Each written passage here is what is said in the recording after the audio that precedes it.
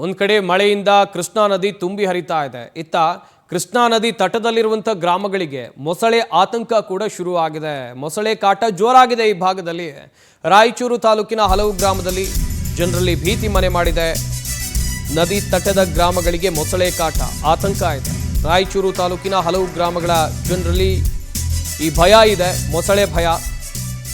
ನೀರು ಕಡಿಮೆಯಾದ ಹಿನ್ನೆಲೆಯಲ್ಲಿ ಮೊಸಳೆ ಕಾಟ, ಹಾಗೆಯೇ ನದಿ ತೀರದ ಬಂಡೆಗಳ ಮೇಲೆ ಮೊಸಳೆಗಳು ಮಲಗುತ್ತವೆ.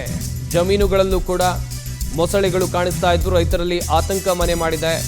ನಡುಗಡ್ಡೆ ಕುರುವಾಪುರ ದತ್ತಾತ್ರೇಯ ದೇಗುಲದ ಭಕ್ತರಿಗೂ ಕೂಡ ಭೀತಿ ಎದುರಾಗಿದೆ. ನದಿ ಪಾತ್ರದ ಅಕ್ಕಪಕ್ಕದಲ್ಲಿ ಎಚ್ಚರಿಕೆ ಫಲಕಗಳನ್ನು ಕೂಡ ಹಾಕಲಾಗಿದೆ.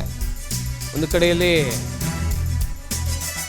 ನದಿ ಪಾತ್ರದ ಅಕ್ಕಪಕ್ಕದ ಕಡೆಗಳಲ್ಲಿ ಮೊಸಳೆಗಳು ಕಾಣಿಸ್ಕೊಳ್ತಾ ಇದೆ. ಈ ಬಂಡೆಗಳ ಮೇಲೆ ಮೊಸಳೆಗಳು ಮಲಗಿರುವ ದೃಶ್ಯಗಳನ್ನು ನೀವಿಲ್ಲಿ ನೋಡ್ತಾ ಇರಬಹುದು. ರಾಯಚೂರು ಭಾಗದಲ್ಲಿ ಹಾಗೆಯೇ ಕೃಷ್ಣಾ ನದಿ ತಟದಲ್ಲಿರುವಂಥ ಅಥವಾ ಈ ನದಿ ತೀರದಲ್ಲಿ ವಾಸ ಮಾಡ್ತಾ ಇರುವಂಥ ರೈತರು ಆಗಾಗ ಅಲ್ಲಿ ಮೊಸಳೆಗಳು ಕಾಣಿಸ್ಕೊಳ್ತಾ ಇರುತ್ತೆ. ನೋಡ್ತಾ ಇರ್ಬೋದು ನೀವು ಕೂಡ ದೃಶ್ಯಾವಳಿಗಳಲ್ಲಿ ಹೇಗೆ ಮೊಸಳೆ ಬಂಡೆ ಮೇಲೆ ಮಲಗಿದೆ ಅಂತೇಳಿ. ಜಮೀನುಗಳಲ್ಲೂ ಕೂಡ ಈ ಮೊಸಳೆಗಳು ಕಾಣಿಸ್ಕೊಳ್ಳುತ್ತವೆ.